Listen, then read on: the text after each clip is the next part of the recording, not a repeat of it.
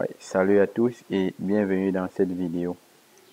En fait, dans cette vidéo, cette séance est une séance un peu particulière dans la mesure où on doit faire un exercice un peu, plus ou moins intéressant. Généralement, c'est un exercice de sécurité informatique. Nous nous retrouvons alors sur l'écran de mon ordinateur et on a une fiche de près de 8 pages, mais un seul exercice va retenir notre attention pour cette séance. C'est l'exercice 4 et ça touche particulièrement la sécurité informatique. Notre exercice compte deux grandes parties. Au grand A, on dit ceci.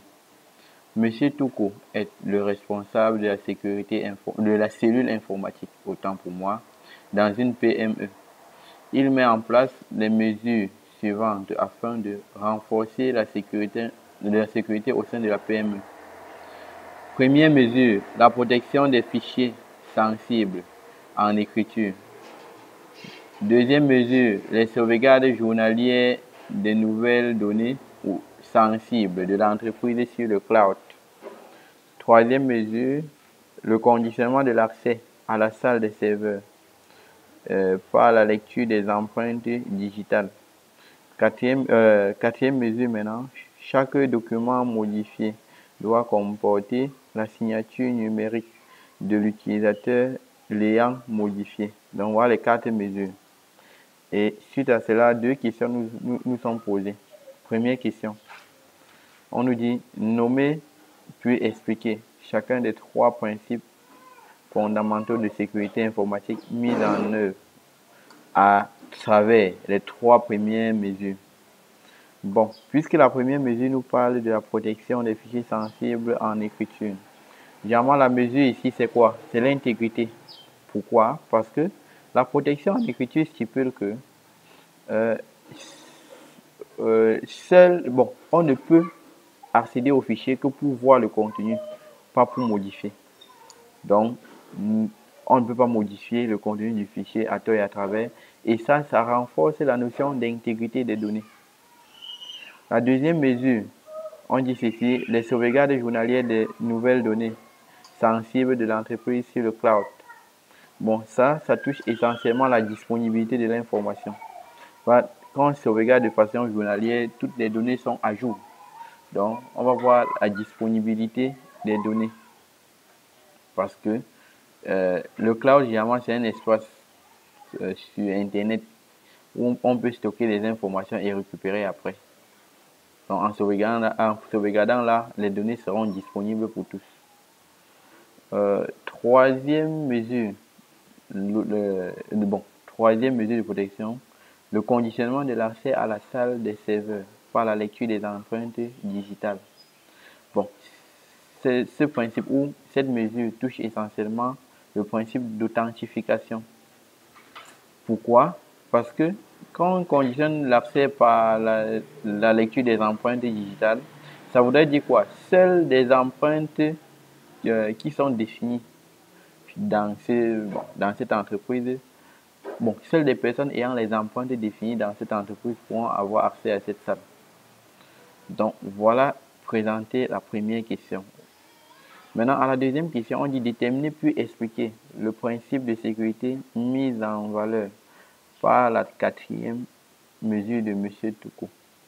On rappelle encore, la quatrième mesure, c'est chaque document modifié doit comporter la signature numérique de l'utilisateur l'ayant modifié.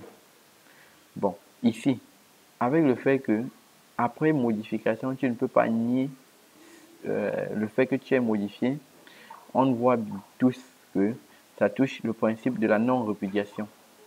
Par exemple, la non-répudiation stipule que après toutes les transactions, tu ne pourras pas nier par la suite.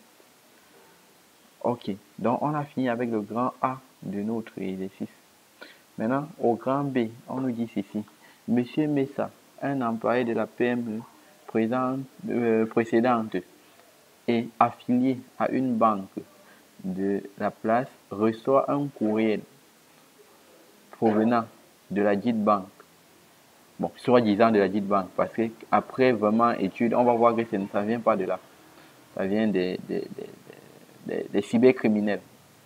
Bon, dans ce courriel, il lui est demandé de procéder à une mise à jour des informations bancaires. Pour cela, il lui est proposé de se connecter à son compte bancaire à travers un lien présent dans son courriel électronique. Dans son courrier électronique. Il décide alors de suivre le lien. Quelques minutes après avoir cliqué sur ce lien, il reçoit un message de la banque l'informant que son compte a été vidé. Bon, première question, on y définit les thèmes suivants. Bon, je rappelle que ce sont des thèmes que j'ai eu à parler de ça dans mes premières vidéos, dans les vidéos de cours sur la sécurité informatique. Bon, généralement, c'est quoi la cybercriminalité? La cybercriminalité, c'est le fait d'utiliser ses connaissances en informatique pour commettre des délits à travers Internet. Généralement, c'est ça, la cybercriminalité. Tandis que la cybersécurité, c'est le fait d'utiliser ses connaissances informatiques pour empêcher la défaillance, détecter et fermer les failles d'un système informatique dans une entreprise. Donc, on voit directement que la cybersécurité est opposée à la cybercriminalité. Bon, à la prochaine question, on nous dit ceci, citez 3 actes de cybercriminalité. Bon, avant de répondre à la question, je vais vous attirer votre attention par rapport à un fait. C'est que, généralement, quand on parle d'actes cybercriminels, ce sont encore des attaques. Et maintenant, pour parler d'actes cybercriminels, il faudrait qu'il y ait l'outil informatique. Donc, par exemple, quand on commet par exemple un forfait en utilisant l'outil informatique, nous pouvons donc dire que, comme acte de cybercriminalité, nous avons les détournements de fonds. Nous pouvons aussi avoir l'usurpation d'identité et aussi la piraterie. Vous voyez que tous les 3 éléments qu'on vient de dire mettent en exergue l'outil informatique. Bon, à la prochaine question, donc à la 3e question, on dit ceci, identifier la technique cybercriminelle ayant été mise en œuvre pour atteindre M. Messa. Bon, vu le fait que c'est après modification de ces informations, donc après la mise à jour de ces informations bancaires, quand on leur envoie un message pour dire que son compte est vide, on va dire que l'attaque utilisée, vous voulez dire que la technique cybercriminelle, c'est l'attaque. L'attaque ici, c'est quoi? C'est l'attaque par modification. Car s'il ne modifiait pas ces informations, ou qu'il ne mettait pas à jour ces informations, il ne serait jamais attaqué. Bon, au petit 4, on dit ceci, afin de ne plus se retrouver dans la même situation après réception d'un tel mail. Proposez à M. Messa la conduite la plus appropriée qu'il aurait dû adopter au lieu de suivre le lien. Bon, puisque c'est une information spontanée, on doit dire par exemple que il aurait dû, pour mesure de sécurité, appeler la PME en question pour se rassurer de la véracité de l'information qui a été communiquée dans son compte électronique. Bon, à la 5e question. Donc, vous voyez, généralement, on ne répond pas aux questions en informatique directement. On passe d'abord par une analyse. Et en analysant tout ce qu'on a dit, on retrouve toujours la solution à la question. À la 5e question, on dit ceci. Monsieur Messa attrape son fils en train d'essayer de deviner son mot de passe à l'aide de plusieurs essais. Donc, ça veut dire quoi? Son fils prend son téléphone, il utilise par exemple, il essaie plusieurs fois de mettre son mot de passe. Donc, avec cela, nous voyons quoi? Ça, c'est une tentative d'accès à l'information. Donc, ça veut dire que l'attaque utilisée ici, c'est quoi? C'est l'attaque par accès. L'attaque par accès, on a dit que l'attaque par accès consiste à deviner, par exemple, ou à entrer en possession d'une information dont nous ne sommes pas autorisés.